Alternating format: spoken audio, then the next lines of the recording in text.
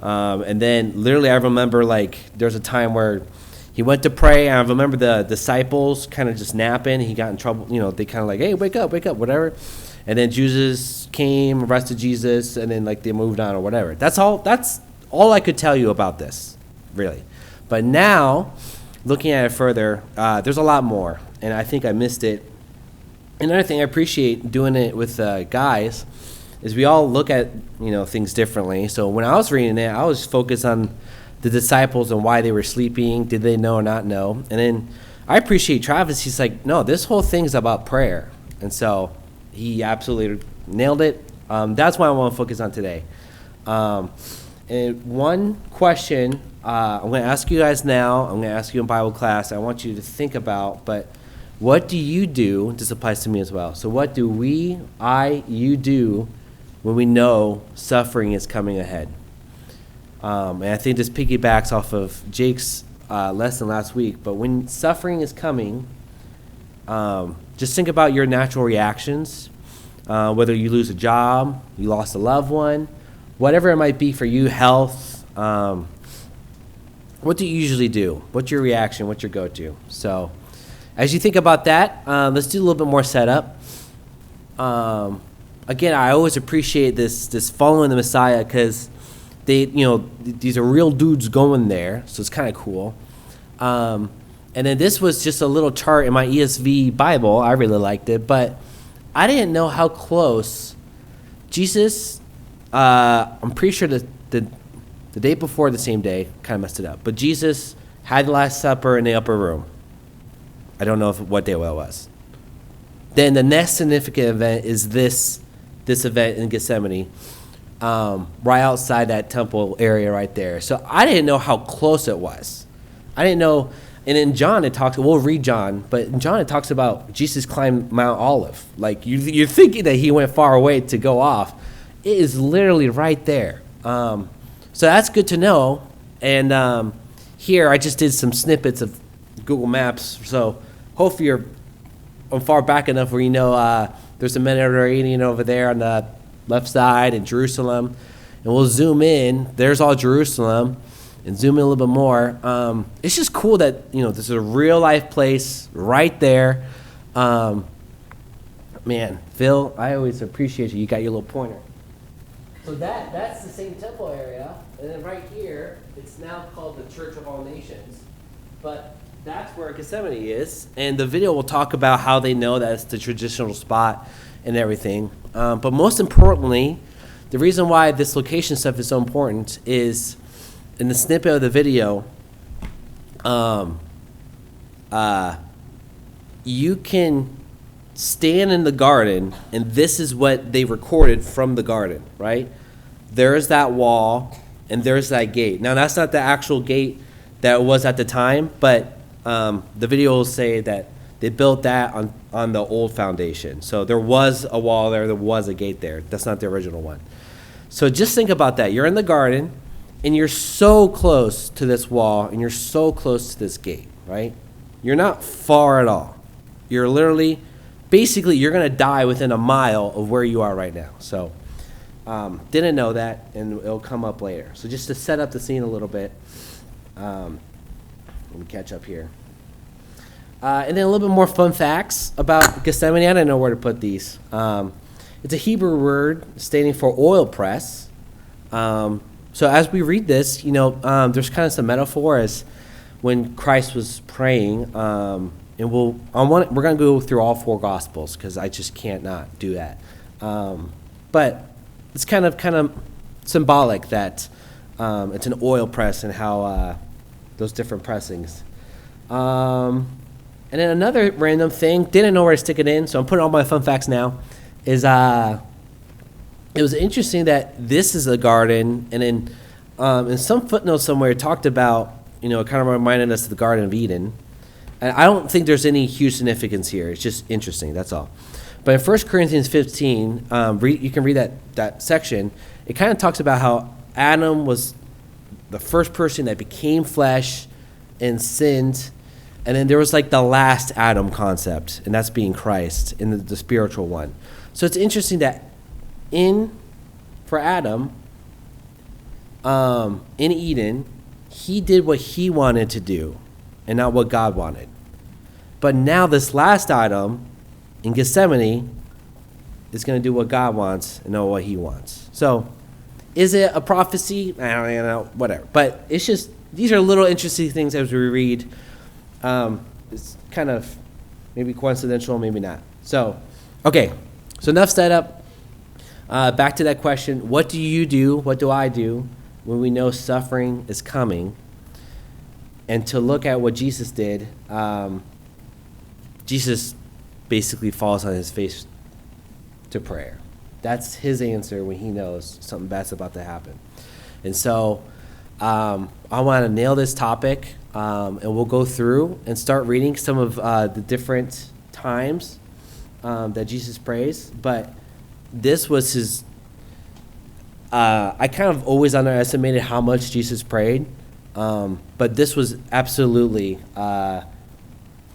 his habit, his lifestyle, and what he did.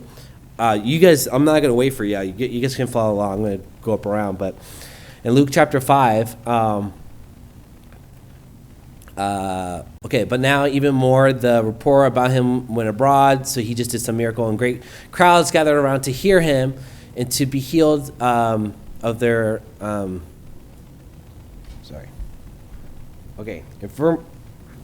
be healed by their infirmities. But he would withdraw to desolate places and pray. Just later on in Luke, in these days he went out to the mountain to pray, and all night he continued in prayer to God. That was also, I just get kind of upset because I feel like I read the Bible and I just glance over so much stuff. I can't tell you the last time I prayed for an hour in my life. I think at camp we do. I prayed for an hour when I was a kid. But praying all night, and you're the Son of God, that almost makes no sense. In Mark 6, and after he had taken leave of them, he went up to the mountain to pray. In Luke 11 again, now Jesus was praying in a certain place, and when he finished, one of the disciples says, "Lord, teach us to pray." So these are just example verses that Jesus routinely and often and habitually prayed, and not for like 15 minutes, but for hours. And I'll try to do 2 lessons that when suffering comes, our main default should be praying. But in general, habitual prayer is something that's going to be challenging me from this lesson, because I think every morning I pray with Kitra, and we do like a 15-second prayer. God, thank you for this day. Thank you, Papa. Right? Or for our meals, those are like cultural prayers. Before you eat, you're supposed to pray, right? So these are like prayers you do because it feels like you're sinning if you don't pray, right? So I want to so for me, I don't know when I'm going to do this, but I almost want to set a timer in the morning for like 15 minutes and just like do nothing but just yap to God. And so I want to challenge you guys. I don't know what your prayer life is. I am nowhere near praying all night. And if the Son of God decided that he needed to do that, I'm just so convicted by this. It's crazy. So, yeah, okay. I should follow my notes. Jesus lived a life of prayer, blah, blah, blah. It wasn't occasional, right? It was continual. Okay, I kind of mentioned that. Yes, he didn't only pray in crisis. He prayed constantly. And I think I'm guilty of that too, just praying when I need something, right? Not just shooting the breeze with God almost, if that's a modern way of putting it.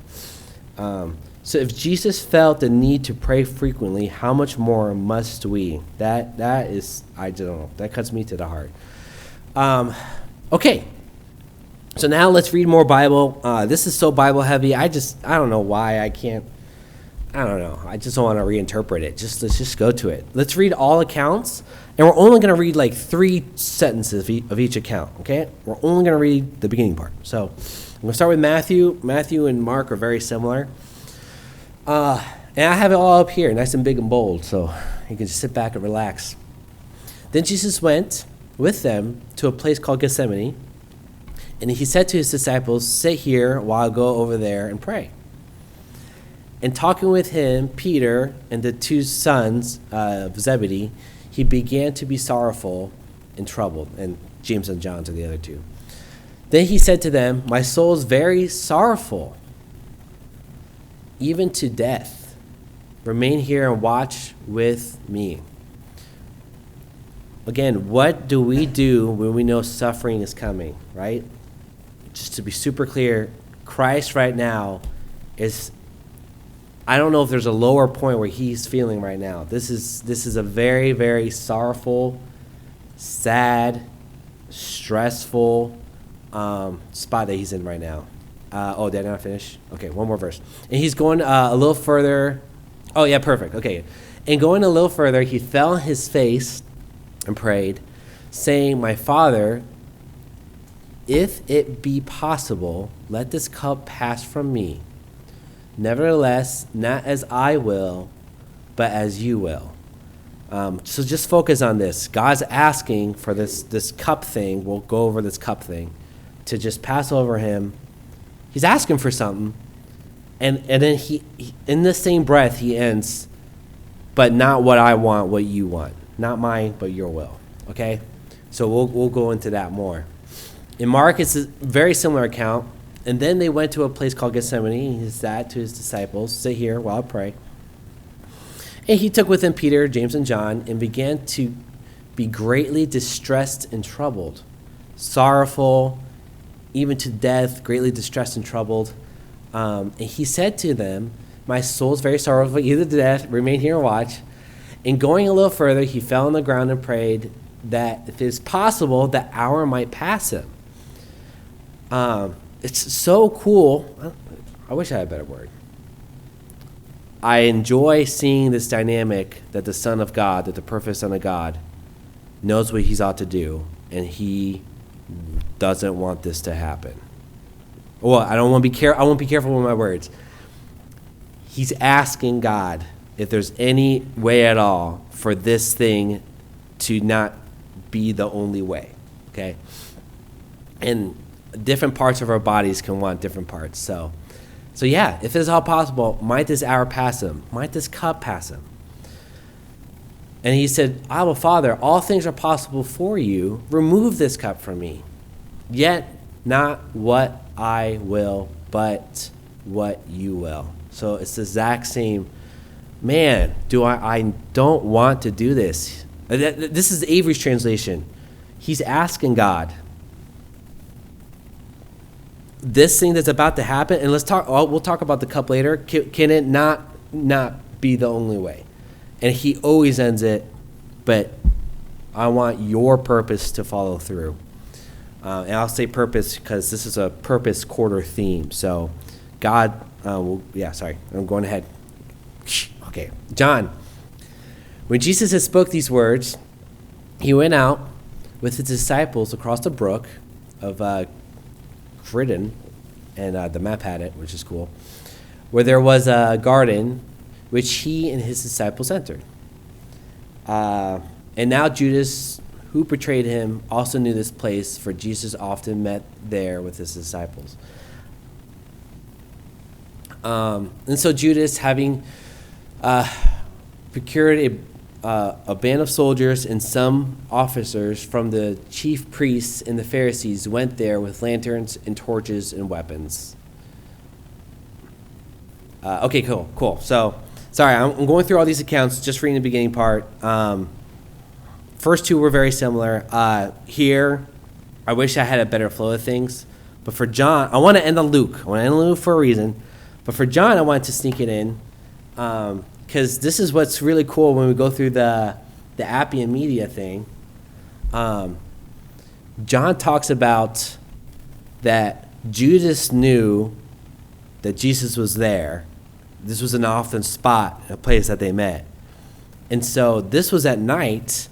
And what's really cool with the video is, like, this is not in the Bible, but it using logic and kind of common sense, most likely they would have gone out to that gate to get Jesus. So Jesus, there's a high chance that when he was praying in that garden, he saw these people with the torches and the soldiers and Judas coming down the mountain as well as this was happening. So the video talks about that. I think I'm trying to portray the picture I have in my head. I think that's crazy that that Christ is here so close to where he knows what's about to happen.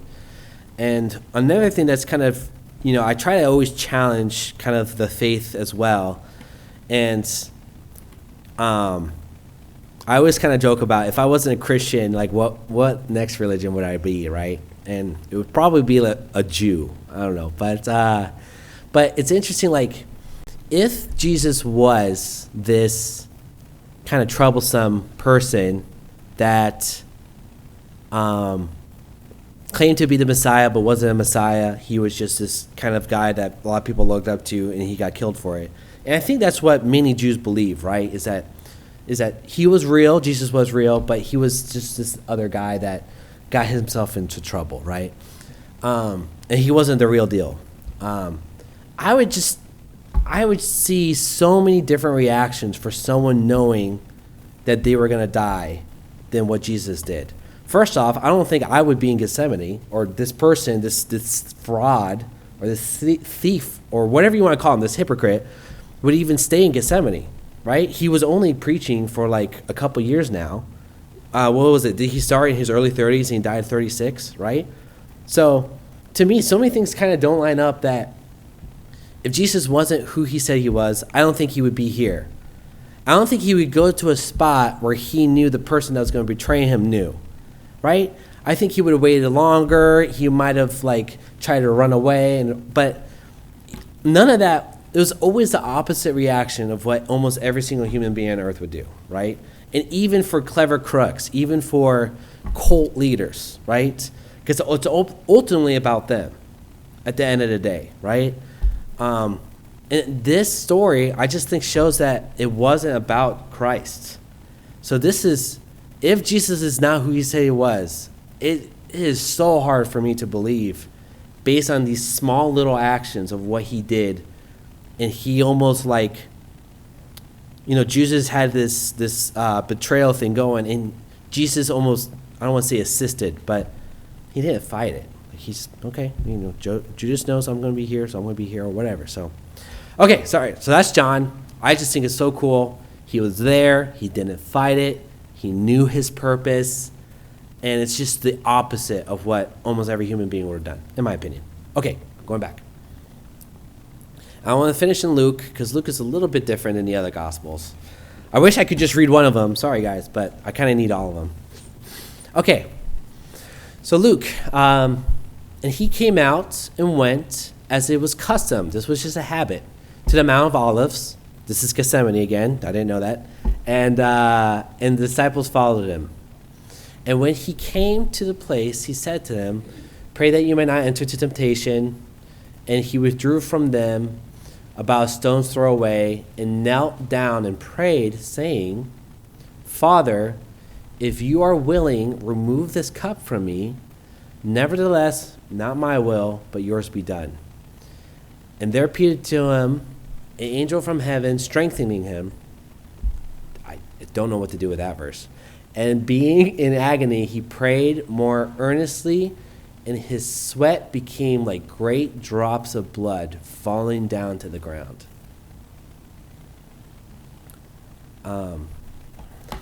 Yeah, I guess I really wish I was a better articulator, but I hope you guys have a picture that what I'm seeing right now, he's at night in this spot, he sees the soldiers and the torches, and this is just such a dark moment for him. And I don't know how you sweat blood, but he's sweating blood. So, and he chose to pray. He didn't choose to run. He didn't choose to fight. He didn't choose to hide. He didn't choose to flee. He kept doing what he did and chose to pray.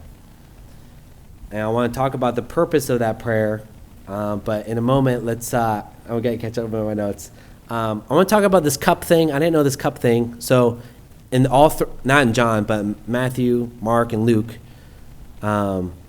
what is this cup about? I didn't really know this. Father, if you're willing, remove this cup. This cup. What's this cup doing, though, right? So let's go through some verses. In short, this cup is an Old Testament reference to God's wrath. Okay, didn't know that. So in Psalm 75, for in the hand of the Lord there is a cup from foaming wine, well mixed, and he pours out from it, and all the wicked of the earth shall drain it down to the dredge. In Isaiah 51, wake yourself, stand up, O Jerusalem, you who have drunk from the hand of the Lord the cup of his wrath, who have drunk to the dredge, the bowl, the cup of staggering. And the last one, these are all just references. I'm just reading them through. In Jeremiah, thus the Lord, the God of Israel, said to me, take from my hand this cup of wine of wrath, and make the nations to whom I send you drink it. So this cup is, again, referenced multiple times. This is the wrath of, basically, of God. And there's other spots I wanted to bring in too, but Jesus references this cup as like, in John, I think, he was like saying, disciple, are you ready to drink this cup? And no one knows what I'm talking about. Even me, I don't even know what he's talking about. So I learned a lot from this. So this is God's wrath that he has that must be almost poured out or avenged. And another thing I learned from the Tuesday's Bible study, but Jacob and Ben, they read Isaiah 53, and it was just another really convicting thing. And Isaiah 53 is just another prophecy of Jesus, this lamb's going to die for the guilty. But I think it makes almost Ben cry, just like me. But that verse, it ends basically saying that this Lord is going to crush this lamb. It's going to crush him. It was always God's plan to have this wrath being taken out for this sin and crush this lamb. So I just think this is so, like, the pain, the injustice, and what's about to happen, I just think it's incredibly deep. And yeah, and Jesus is asking, Jesus is feeling a lot of suffering, like I said, and it's so interesting that Jesus is asking to not to happen, or this to pass. And so why is that happening? Why is he asking, this cup pass, but also not my will, yours be done? And I think this is so important for the purpose of suffering. And this is almost a go-to question for non-Christians. If your God's still loving, why is there suffering? And I think this hits it directly on the head. But in Hebrews, our Christ, although he was a son, he learned. It wasn't just given to him like a bird flying or whatever, right? He learned obedience through what he suffered. And being made perfect, he became the source of eternal salvation to all who obey him, being designated by God as a high priest after the order of Melchizedek. The purpose of the suffering, and for us, it's almost we need to be joyful for it, is so we can learn through obedience to go back to God. And that's why I think the whole purpose of that prayer is as he was suffering, the only right thing to do was to always be obedient and back to God. And so he used prayer to align his flesh and to align his mind to the ultimate purpose of what God wants. And if Christ needed to do it as the perfect Son of God, so if Christ needed to learn obedience as a perfect Son of God, and he needed to do it through prayer, I just think there's no other way of doing it besides prayer. So it is so, so important. The other verse of earlier in Hebrews, for we do not have a high priest who is unable to sympathize with our weaknesses, but one in every respect has been tempted as we are, yet without sin. So I just hope you're encouraged like I am that there are things that you and I just don't want to do. And I don't think it matters. It's about our reaction when something unpleasant is about to happen. And when we go to pray, we always pray for the outcome to be different, but sometimes I think we miss what outcome are we focused on. Are we focused on the external outcome, or are we focusing on the internal one? And I think after Jesus prayed, what he did is really resolved his heart or his mind and aligned his flesh to the will of God and the purpose that God had for him. Okay. I kind of keep going off the notes, so let's just end it. So yes, for my little conclusion, I just, as you and I are Christians and disciples, I want us as disciples to truly surrender to God through prayer. And when suffering comes, not focusing on trying to change the outcome of what might happen, but change our hearts to what God wants through that moment. I want us to be almost encouraged, like the Bible mentions, through these trials, that through this we can be made perfect. Through this we can be obedient as well. And yeah, so I'm grateful. Thank you for this opportunity. And for Bible class, I would love to hear about some of our go-to reactions when suffering happens. So thank you.